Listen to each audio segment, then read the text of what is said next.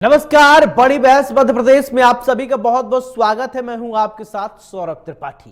धन कुबेर आरटीओ के पूर्व कांस्टेबल सौरभ शर्मा पर अब जांच एजेंसियों का शिकंजा कसता जा रहा है। लोकायुक्त आयकर विभाग के बाद अब प्रवर्तन निदेशालय यानी ईडी ने भी शिकंजा कसना शुरू कर दिया है। सौरभ शर्मा के भोपाल, ग्वालियर और जबलपुर स्थित ठिकानों पर ईडी ने एक साथ छापेमारी कार्रवाई की है। ईडी की अलग अलग टीमों ने एक साथ 3 शहरों में छापेमारी है। बताया जा रहा है कि रेड में कई अहम दस्तावेज ईडी को मिले हैं। आपकी टीवी स्क्रीन पर ये 3 तस्वीरों हम आपको दिखाएंगे और भोपाल, ग्वालियर और जबलपुर। बात भोपाल की करें तो ईडी की टीम सुबह 5 बजे भोपाल में अरेरा कॉलोनी E7 स्थित मकान नंबर 78 और 657 समेत 1100 क्वार्टर स्थित जयपुरिया स्कूल के दफ्तर में दबिश दी। ईडी के अधिकारी दीवारों और फर्श की मेटल डिटेक्टर और दूसरी आधुनिक उपकरणों के साथ कार्रवाई के लिए पहुंचे। दरअसल अफसरों को आशंका है कि जिस तरह लोकायुक्त के छापे के दौरान सौरभ के घर में टाइल्स के नीचे 2.5 किलो चांदी मिली थी, उसी तरह इन ठिकानों पर भी सोना और चांदी छिपाकर रखा गया है। ग्वालियर के बहोड़ा स्थित सौरभ शर्मा के कोठी पर पुलिस फोर्स के साथ ईडी ने दबिश दी है। उधर जबलपुर के शास्त्री नगर में बिल्डर रोहित तिवारी के घर पर भी भोपाल में ईडी की टीम पहुंची। बताया जा रहा है कि ईडी के अधिकारी रोहित के परिवार के सदस्यों से पूछताछ कर रहे हैं। रोहित तिवारी सौरभ शर्मा का जीजा है, जो कि सौरभ को कारोबार में साझेदार है और आज इसी मुद्दे पर विस्तार से बात करेंगे, चर्चा करेंगे। कुछ हमारे साथ मेहमान भी जुड़ेंगे और हम जानने की कोशिश करेंगे आखिरकार ये पूरा जो माजरा है, ये जो पूरा खेल है, जो पूरा सिंडिकेट है, कैसे कैसे काम कर रहा है, क्या कुछ है, इसको लेकर क्या सियासत हो रही है, क्या हो रहा है, सब समझेंगे हम।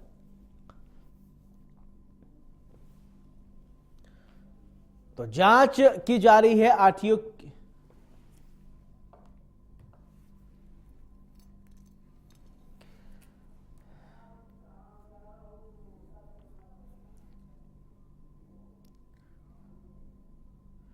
चलिए, हमारे साथ खास मेहमान जुड़ रहे हैं। सबसे पहले चर्चा की शुरुआत करने से पहले परिचय, फिर इसके बाद चर्चा की शुरुआत करते हैं। आशीष तिवारी जी हमारे साथ बीजेपी के सह मीडिया प्रभारी हैं, बहुत बहुत स्वागत है। फरहा मुनीर खान जी हमारे साथ कांग्रेस के प्रवक्ता हैं, बहुत बहुत स्वागत है। चर्चा की शुरुआत फरहा मुनीर जी मैं आपसे ही करना चाहता हूं। सौरभ शर्मा के ठिकानों पर ईडी की टीम लगातार दबिश दे रही है, लगातार आज 3 ठिकानों पर पहुंची ईडी की टीम। एक प्रतिक्रिया, इसके बाद चर्चा की शुरुआत आगे बढ़ाते हैं।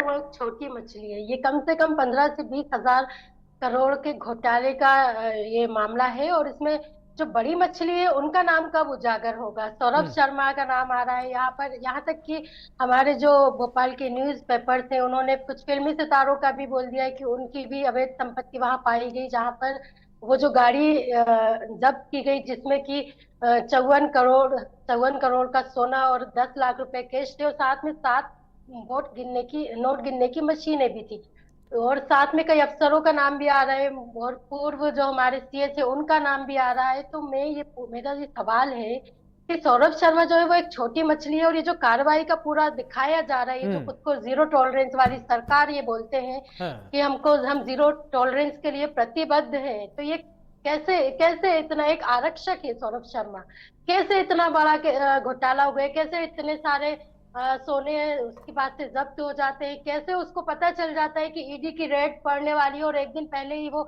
अपनी पत्नी सहित दुबई भागकर चला जाता है। तो ये कहीं ना कहीं प्रश्न चिन्ह इस बात पर उठते हैं कि कहीं ना कहीं कुछ जो मामला है वो गड़बड़ है और दाल में कुछ काला है। कुछ मुख्य नाम जो है वो अभी भी सामने आने बाकी है। ये छोटी मछली है, बड़ी मछलियों का भी नाम आने बाकी है। तो मैं सरकार से यही अनुरोध करना चाहूंगी कि सख्त सख्त कार्रवाई की जाए और जो बाकी जो नाम अभी तक सामने नहीं आए हैं पूरी ईमानदारी से उनको भी सामने लाया जाए। ठीक है आशीष तिवारी जी, फरहा मुनीर खान जी कह रही ये सौरभ शर्मा जो है वो छोटी मछली है, बड़ी मछली के नाम को भी उजागर करना चाहिए। सौरभ शर्मा के पीछे कौन है उनको भी आप लेकर सामने आई, उनको वहां उस तह तक पहुंचे, क्योंकि ये आपकी जीरो टॉलरेंस वाली सरकार है। आज मुझे सबसे अच्छी बात तो फरहा जी की ये लगी कि उनका विश्वास है कम से कम सरकार के ऊपर कि सरकार अपराधियों को पकड़ रही है, और यदि और भी कोई अपराधी निकलता है तो उसे भी सरकार पकड़ेगी और उसको सामने लाएगी। तो मैं इसके लिए सबसे पहले तो कांग्रेस के प्रवक्ता को धन्यवाद दे रहा हूँ, कम से कम उनका विश्वास प्रदेश की सरकार के ऊपर है। निश्चित तौर पर वो विपक्ष में है, विरोध करना उनका दायित्व है, उनको उनका दायित्व निर्वहन करना चाहिए और कर रही है। साथ ही साथ एक बात और मैं बहुत स्पष्ट कह देना चाहता हूँ, मध्य प्रदेश के अंदर यदि कहीं पर भी करप्शन हुआ है, कहीं पर भी भ्रष्टाचार हुआ है, तो उसको पकड़ने का काम मध्य प्रदेश की ही सरकार ने किया है। मैं एक बात स्पष्ट रूप से कहता हूँ, उन राज्यों को देखिए जहां पर कांग्रेस शासित राज्य रहे हैं या कांग्रेस की मिलीजुली सरकारें रही है या कांग्रेस के गठबंधन के लोग रहे हैं, उन राज्यों में देखिए आप दिल्ली में इतना बड़ा शराब का घोटाला हुआ, उस पर कभी कांग्रेस ने चर्चा नहीं की। आज कम से कम भारतीय जनता पार्टी की मध्य प्रदेश के अंदर सरकार यदि किसी के पास में भी इस प्रकार की राष्ट्रीय गलती है, इस प्रकार का भ्रष्टाचार का कोई मामला सामने आता है तो उस पर कार्रवाई होती है। तो पहले जब हम नेताओं पे कर रहे थे तब उस समय तो ये बार बार कह रहे थे कि हमारे केवल कांग्रेस के नेताओं पे कर रहे हैं, आज कर्मचारियों पर भी हो रही है। तो ये भी सरकार की नीति है, सरकार पकड़ रही है। यदि अपराधी कहीं पर भी होगा उसे दंडित किया जाएगा, यदि इसके साथ और लोग भी होंगे तो उसको भी दंडित किया जाएगा। फरहाद जी आप विश्वास रखिए, आपका विश्वास बना रहेगा मध्य प्रदेश की सरकार के ऊपर। अगर कोई भी इनके अलावा निकलता है तो उस पर भी कड़ी कार्रवाई होगी। फरहाद जी कुछ बोल रही थी बीच में, बोलिए क्या कह रही थी आप? मैं ये बोल रही थी कि सवाल ये था कि बड़ी मछलियां जिसका जैसा कि पूरा प्रोग्राम में नाम आया है कि पूर्व दो मंत्री के आपस की जो हिस्सेदारी के झगड़े के चलते सुन लीजिए तिवारी जी, सुन लीजिए, वरना शायद बोलने मामला दीजिए। उजागर भी नहीं हो पाता। तो मेरा सवाल ये था कि बड़ी मछली को कब सामने लेकर आएंगे, और इन्होंने बोला कि हमारा तो सबको कड़ी सजा मिलती है। तो मैं एक छोटा सा उदाहरण और देना चाहती हूँ कि अभी कुछ ही टाइम पहले हजारों करोड़ का ड्रग्स भी हमारे मध्य प्रदेश में, यहाँ तक कि भोपाल में जब्त हुआ था, और उसमें भी यही हुआ था कि कुछ दो चार नाम छोटी मछलियों को आगे रख दिया गया था, उन पर कार्रवाई की गई, और जो असली जो बड़े नाम थे, जो उनके पीछे के जिम्मेदार लोग थे, उनका नाम आज तक सामने नहीं आया है। वो लोग कुछ दो चार छोटी मछलियां जो जेल में है उनको भी कुछ टाइम बाद रिहा कर दिया जाएगा, वापस से पानी में उतार दिया जाएगा, और यही इनकी रीति नीति है, इस तरह से ये काम करते हैं।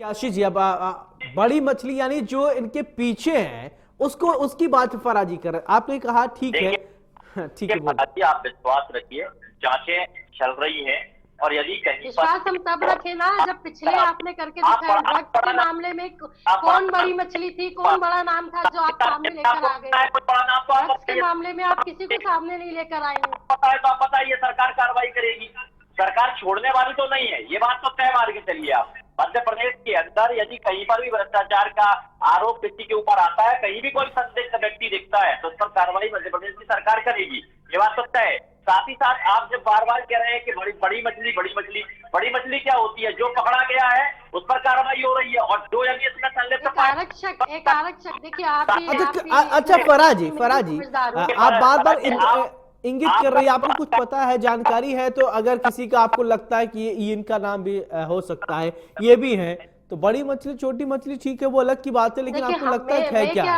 मैं कोई देखिए मैं क्या बोल सकती हूँ, ये तो हमारे न्यूज़पेपर खुद छाप रहे हैं, उन्होंने तो खुद पूर्व मुख्य हमारे सचिव का भी नाम मतलब नाम नहीं लेकर पूर्व मुख्य सचिव का नाम लिखा है। हमारे जो अखबार है उन्होंने कुछ फिल्मी सितारों का भी लिखा है कि उनका भी नाम आ रहा है। तो मेरा मतलब यही है कि जो मोहरा था सिर्फ उसको ही आप सामने लेकर आए हैं, जो बड़े नाम है वो उनके नाम सहित क्यों नहीं सामने लेकर आ रहे हैं। आप तो जीरो टॉलरेंस वाली सरकार है ना, आप कैसे इतना टॉलरेट कर पा रहे हैं? आप कभी नरसिंह घोटाला, कभी कारणगंज घोटाला, कभी ड्रग्स पकड़ाया जाता है, तो इस तरह से आप लोग कैसे टॉलरेट कर पा रहे हैं? यशस्वी प्रधानमंत्री, सबसे मजबूत प्रधानमंत्री, सबसे मजबूत मुख्यमंत्री, ये कैसे चोरों को नहीं पकड़ पा रहे हैं? मेरा सवाल ये है। यूरिया होता था, चारा घोटाला होता था, स्टाम्प पेपर घोटाला होता था, ये आपकी सरकारों में होते थे। कामन बैंक घोटाला आपकी सरकार में हुआ है। हम आपकी सरकारों के अभी के घोटाले के बारे में, नरसिंह घोटाले के टाइम पर एक आप जो क्लर्क के बात पास कर रही से हो सब पर करोड़ों जांच चल का रही हो, रुपया जो जब्त दोषी हुआ व्यक्तियों है, पर कार्रवाई हो उसमें रही भी है। वो बेचारा भारतीय जनता पार्टी की क्लर्क को ही सरकार में कोई फंसा दिया छोड़ा आप नहीं लोगों जाएगा। ने। असली नाम कौन थे, असली घोटालेबाज केवल कौन थे, केवल जो आपके उनको द्वारा सामने आरोप नहीं लगाए लेकर जा रहे ठीक हैं है। आए। बार बार, तो मैं बहुत इसी स्पष्ट तरह बोलना से आप चाहता काम हूं। करते अच्छा हैं, ठीक है, यही आप आपका फराह जीवन जी, रोल फराह जी, रहेगा। अभी जांच किया जा रहा है ना सिंपल सी अच्छा, बात ये है। जो अलग अलग ठिकानों पर, फराह खान जी ये बताइए, अभी तो जांच हो रहा है, जांच किया जाएगा, अभी ईडी की टीम जगह जगह पर छापेमारी कर रही है, इस परिप्रेक्ष्य में आप क्या कहेंगे? अभी ईडी टीम तो काम कर रही है, जब काम नहीं करती तो आप कहती है कि नहीं? मैं बिल्कुल काम कर रही, मैं वही बोल रही हूँ कि ये जो काम करने का ढोंग ये कर रहे हैं, ये दिखावा अच्छा, कर ये रहे हैं, ये आज ढोंग है। पहली बार नहीं कर रहे हैं। मैंने पहले भी बोला कि ईडी की जैसा टीम ड्रग्स का भी हाल छापेमारी ही कर में रही है, मामला, ढोंग है फराह जी, ये ढोंग है ईडी की टीम मैं जो। वही बोल रही हूँ कि ये सिर्फ बड़े नामों को बचाने के लिए ये सिर्फ छोटी छोटी अच्छा, जगह पे कुछ छोटे नाम लोगों है की तो जगह आप पे ऐसी बताइए, जगह अगर छापेमारी आप करा बार रहे बार हैं। कह रही बड़े नाम, कुछ आपको पता है बड़े नाम कौन लोग हैं? कुछ है मैंने जानकारी? आपको हिंट कर दिया ना कि दो पूर्व मंत्रियों की आपस की हिस्सेदारी के जो झगड़ा था, हाँ। उसके चक्कर में ये सारा मामला सामने आया है। अब बाकी आप भी समझदार हैं, हमारे प्रवक्ता जी भी जो साथ में बैठे हैं वो भी समझदार हैं, सबको पता है कि कौन है वो। चलिए आशीष जी, देखिए मंत्री के भी नाम ले रही हैं और बार बार ये ईडी की टीम की जांच जो हो रही है, कार्रवाई हो रही है, उसको ढोंग भी कहा, इसका जवाब एक दीजिए। अनम्यूट करके बोलिए तिवारी जी। मध्य प्रदेश की सरकार बहुत स्पष्ट है, यदि कहीं पर भी किसी व्यक्ति का नाम आता है तो उस पर कार्रवाई होगी और लगातार जांच चल रही है, छापे लग रहे हैं। और ये बात सही है कि सरकार की अपनी एक काम करने की नीति होती है कि उस नीति में कैसे पकड़ना है, वो पुलिस के अपने और अधिकारियों की एक प्रशासनिक व्यवस्था होती है, उसे बोला नहीं जा सकता। तो मैं ये कहता हूं कम से कम आप इंतजार करिए 1-2 दिनों, और भी जो सामने आएंगी चीजें उस पर कार्रवाई होगी। मैं आपको विश्वास दिलाता हूं मध्य प्रदेश के अंदर भ्रष्टाचार मुक्त मध्य प्रदेश ही रहेगा, यह देश भ्रष्टाचार मुक्त रहेगा। मोदी जी भी काम कर रहे हैं और मोहन जी भी काम कर रहे हैं और परिणाम आपको देखने को मिल रहा है। चलिए ठीक है फराह जी, ये देश जो है भ्रष्टाचार मुक्त रहेगा, भ्रष्टाचार नहीं हो रहा है, सुशासन का राज है, सुशासन ही चलेगा। बोलिए। जी जी, चलिए अब ये मोदी जी को ले ही आए हैं तो मैं याद दिला दूं कि मोदी जी ने कहा था हम काला धन लेकर आए हैं, और काला धन देखिए हमारे दुर्भाग्य है ये कि काला धन ने जो लाने की बात करते थे उन्हीं के राज्य में, मेरी बात तो हो जाने दीजिए, काला धन ले लेकर लोग विदेशों में भाग रहे हैं। अभी जो सौरभ शर्मा भी भाग चुका है उसको नहीं ला पा रहे हैं, आप ले आए या हो सकता है ले भी आए क्योंकि वो खत्म हो रहा है। लेकिन मेहुल चोकसी का क्या हुआ, विजय माल्या का क्या हुआ, आप क्योंकि आप मोदी जी की बात कर रहे हैं तो क्योंकि मोदी जी ने काले धन की बात की थी, क्या हुआ इनको आप क्यों नहीं ला पा रहे? इतने मजबूत दुनिया की सबसे बड़ी पार्टी, सबसे मजबूत प्रधानमंत्री, क्यों ये नहीं कर पा रहे हैं? मेरा सवाल ऐसे आरोप नहीं लगा सकती, आप ऐसे आरोप नहीं लगा सकती। इस तरीके मैं कोई झूठ बोल रही हूँ? काला धन तो अलग की बात है। अच्छा, काला धन लाना न लाना ये भ्रष्टाचार हो गया क्या फराह जी? काला धन आया या ना आया ये भ्रष्टाचार के अंतर्गत आएगा नहीं? फराह खान, एक मिनट, ठीक है तिवारी जी, मैं पूछ लेता हूँ सवाल कि काला धन आया या नहीं आया ये तो भ्रष्टाचार नहीं है ना? उन्होंने हो सकता है कि उन्होंने कमिटमेंट किया उसको पूरा नहीं किया, ये भ्रष्टाचार हो गया। हजारों करोड़ों का घोटाला किया है तो कैसे आसानी से देश छोड़कर भाग जाता है? कैसे आपने उसको जाने दिया? और आप नहीं, ये मेहुल चोकसी ने जो किया, मेहुल चोकसी ने किया या जिसने किया वो सरकार ने तो नहीं किया ना। देश के अपराधियों को लेकर क्यों नहीं आ पा रहे अपने देश में? अगर आपका विदेशों में डंका बजता है तो कहीं ना कहीं घोटाला तो है नहीं है कि आप नहीं ला पा रहे हैं, आप ये नहीं कर पा रहे। ये घोटाला है? आप अरे दूसरे क्या देशों बात के करती हैं आप? वॉर रखवा देते हैं। आप कहाँ जा रहे हैं? आप कहाँ से, मतलब मैं समझ नहीं पा रहा हूँ ये। अपने देश के एक चोर को वापस नहीं ला पाते तो कहीं ना कहीं घोटाला तो है ही है। अच्छा, घोटाला तो फिर अगर मैं चलिए ठीक है आशीष जी, आप कुछ घोटाले जुड़ा दीजिए, मैं जुड़ाऊंगा तो ठीक नहीं है क्योंकि घोटाले की बार बार बात कर रही है। मैं वही बात कर रहा था कि 2G 3G आपके जमाने में हुए, यूरिया घोटाला आपके जमाने में हुआ, बोफोर्स घोटाला आपके जमाने में हुआ और स्टाम्प पेपर घोटाला आपके जमाने पे हुआ। दिल्ली में आपके सहयोगी अरविंद केजरीवाल जी जेल में रहे एक लंबे समय तक, शराब घोटाला आपके समय पर हुआ। आप पंजाब सारे घोटाले आप साबित नहीं कर पाए, अरविंद केजरीवाल जी पर भी आप कोई आरोप साबित नहीं कर पाए। 2G घोटाला भी आपका बिल्कुल सच्ची साबित हुआ था, जो आपने जबरदस्ती का बनाया हुआ था, ठीक है, लेकिन आपके कॉमनवेल्थ गेम में भी कुछ घोटाला हुआ था शायद, विदेशों में भी डंका ग्यारह बजा से है, जमानत विदेशों के में लिए बरी नहीं हुए। कोल घोटाला भी है क्या? विदेशी लोग बोल रहे हैं कि आपके अडानी जी ने अनाज घोटाला भी आपकी सरकार में ही हुआ है। आप टेंडर लेने के लिए इलेक्टोरल बॉन्ड घोटाला, ये सारे आप ही के अरे घोटाले। फराह खान जी, घोटालों पे मत जाइए, बहुत लंबी फहरिस्त है। ना ना ना ना, घोटालों पे मत जाइए, बड़ी लंबी फहरिस्त है। कार्रवाई कर दी, और जो बड़े नाम देखिए किसी उनको अरे छुपा आप दिया गया। तो अरे आप आपका तो कहाँ जा रही घोटाला ही हैं? घोटाला है, देखिए पूरी सरकार ही घोटालेबाज है। मध्य प्रदेश के अंदर कांग्रेस को नकारा है, तो आप इस बात को समझिए कि आप विपक्ष में बैठे हैं। जब सरकार में हुआ करते थे तो आपने यदि काम किया होता तो आज भी आप सरकार में होते। अब मध्य प्रदेश में 20 वर्षों से सरकार में, तो उसका परिणाम है कि हमने काम किया है। हम जनता के बीच जाते हैं। आप तो विपक्ष का दायित्व भी मध्य प्रदेश के अंदर निभा नहीं पा रहे हैं। आपका दायित्व है कि आप जनता के बीच जाके काम करिए, विपक्ष को रहिए, और आप नहीं कर पा रहे। तो आपको करना चाहिए, वो अपने कर्तव्यों का पालन तो आप कर नहीं पा रहे। जो हम करते हैं, जो विपक्ष करता है, तो आप क्यों सदन को चलने क्यों नहीं देते? आप संसद चलाइए ना, आप क्यों अपनी कर बात देते? रखिए। जब विपक्ष सदन को जनता कौन की पालन आवाज करता है? उठाता है, सदन के अंदर तो राहुल आप गांधी जी क्यों ने सदन को धक्का चलने देने का नहीं काम देते किया। हैं? क्यों सांसदों को संसद से बाहर कर देते हैं? क्यों नौटंकी करके आप संसद की जो कार्रवाई है उसको बाधित करने की कोशिश करते हैं? अगर आप इतने सच्चे हैं तो आप सुनने का मामला क्यों नहीं रखते हैं? ये सवालों का जवाब दीजिए ना। विपक्ष का काम करते हैं, हम तो संसद में भी, सदन में भी हम अपनी आवाज उठाते हैं, लेकिन आप उस आवाज को दबाने का काम क्यों करते हैं? आप क्यों पूरा सत्र चलाने की हिम्मत नहीं रखते हैं? आप क्यों सत्र को भंग ना ना करते ना हैं? ना आप ना, क्यों ये गलत स्थगित आरोप कर आप देते लगा हैं? रही हैं अखबर जी। आप सत्र में आप लोग पार्टिसिपेट करते हैं क्या? जब होता था आप सड़क पे चले आते हैं, बेल में आके चिल्लाते, आप लोग खुद ही जनता के लिए बात नहीं करना चाहते हैं? जब आवाज नहीं अंदर नहीं सुनी जाएगी, सदन किस लिए बनता है? सदन का पटल इसीलिए है ना। ठीक है, तो वो चर्चा हम सौरभ शर्मा पे बात कर रहे हैं, हम सौरभ शर्मा पे बात कर रहे हैं, उसी पे बात करते हैं। तो अच्छा, फेयर जांच कैसे होगी? ठीक है आशीष जी, आप ही बताइए कि ये फेयर इन्वेस्टिगेशन की बात, ठीक है, इसी बात है, फेयर इन्वेस्टिगेशन कैसे होगी? अब इसके जो कड़ी जुड़े हुए हैं वहां तक कैसे आप लोग पहुंचेंगे, इसके विषय में थोड़ा बताइए ना। देखिए, ये प्रशासनिक व्यवस्था है, इस पर अधिकारी काम करते हैं। बहुत सी बातें ऐसी होती है जो सार्वजनिक नहीं बोली जाती और इनकी अपनी एक मर्यादा होती है। साथ ही साथ एक बात बहुत स्पष्ट रूप से मेरी कांग्रेस की बहन को समझना पड़ेगा कि लगातार सरकार जब काम करती है, एक कड़ी जोड़ती है अपराधियों को पकड़ने के लिए। जो भी अपराधी पकड़े जाएंगे, बहन विश्वास रखो, मध्य प्रदेश की जनता को भी मैं विश्वास दिलाता हूँ भारतीय जनता पार्टी की सरकार की ओर से, कोई भी दोषी व्यक्ति इस मामले में नहीं बचेगा। उसे जेल जाना पड़ेगा, जेल में डालने का काम यदि किसी ने किया है तो हमारी सरकार ने किया। चलिए, अब तो देखिए फराजी, एक तो आशीष जी साफ तौर पे कह रहे हैं कि कोई दोषी नहीं बचेगा। आप शुरू में कह रही थी जीरो टॉलरेंस वाली, वो तो कह तो रहे हैं, हम तो कार्रवाई कर रहे हैं, ईडी की टीम काम कर रही है। और कोई सजेशन हो तो आप दे सकती हैं। 1 साल हो गया काम करते हुए अभी।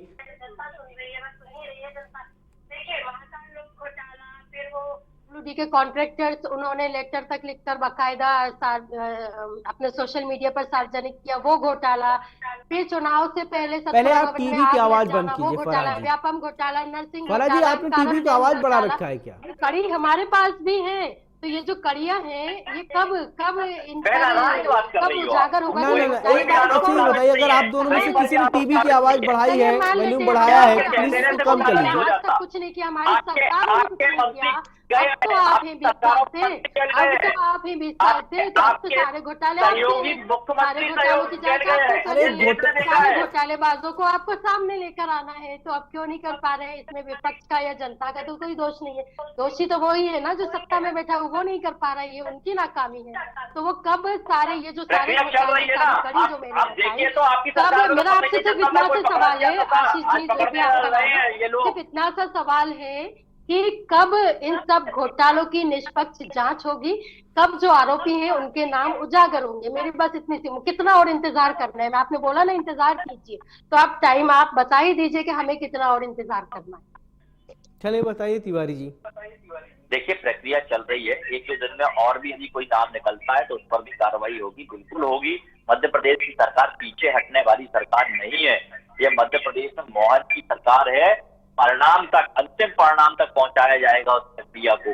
और मैं आपको विश्वास दिलाता हूँ फरहाद जी, और आपके माध्यम से, आपके चैनल के माध्यम से भी मध्य प्रदेश की जनता को विश्वास दिलाता हूँ कि मध्य प्रदेश के अंदर यदि कोई भी भ्रष्टाचार करेगा तो छोड़ा नहीं जाएगा। चलिए, कोई भी भ्रष्टाचार करेगा वो छोड़ा नहीं जाएगा। फराह जी, अभी आप देख रही हैं 1 साल हो गए हैं सरकार के और लगातार कार्रवाई किए जा रहे हैं, कुछ कहना है क्या आपको उस पर? क्या कार्रवाई आप बता दीजिए, कौन किसको अरे सजा आप हुई, बताइए, कौन बड़ा आप विपक्ष में हैं, को अच्छा आपको लग रहा लगता था है काम, मैं वही बोल रही हूँ कि आप मोहन ही बताइए ना, फेयर काम हो रहा है? ये सजा देने का काम कर रहे हैं। अभी तक मुझे नहीं लगता कि कोई बड़ा ऐसा नाम ये लेकर आए हैं, कोई जो असल में वाकई कोई कार्रवाई हुई हो जिससे कि जनता भी संतुष्ट हुई हो, विपक्ष भी संतुष्ट किया हो, ऐसा कुछ हुआ नहीं है। और तो और जो इन्होंने वादे किए थे सरकार बनाने के लिए, जो मैनिफेस्टो में ये लेकर आए थे, ये वो भी नहीं पूरा कर पाए हैं। कर्जा ले लेकर ये सरकार चला रहे हैं, तनख्वाह बांट कर रहे हैं, सरकारी देखिए, कर्ज लेकर सरकार हाल ही में भी अभी 5,000 करोड़ का कर्जा ले लिया इन्होंने, हर महीने लगभग ले रहे हैं। तो क्या किया 1 साल में? मैं यही पूछना चाह रही हूँ। जो वादे आपने रोजगार के किए थे, एमएसपी के किए थे, महिलाओं से वादा किया था 3,000 रुपए का, 450 रुपए सिलेंडर का, हमने प्रधानमंत्री आवास योजना पिछले 1 साल में उनका कोई भी वादा पूरा हुआ? अच्छा, जब कुछ हुआ हो नहीं रहा, अच्छा ये बताइए फरहान जी, ठीक है 1 मिनट आशीष तिवारी जी, मैं आ रहा हूँ आप। अच्छा ये बात बताइए, ठीक है, विपक्ष का काम होता है आरोप लगाना, ठीक है, जब कुछ हो नहीं रहा तो प्रदेश चल कैसे रहा है, कैसे वहां की चीजें चल रही हैं? आपके अकॉर्डिंग तो कुछ हो ही नहीं रहा, शून्य है सब कुछ, तो चल कैसे रहा चीजें सब कुछ? फराह खान जी अनम्यूट करके बोलिए।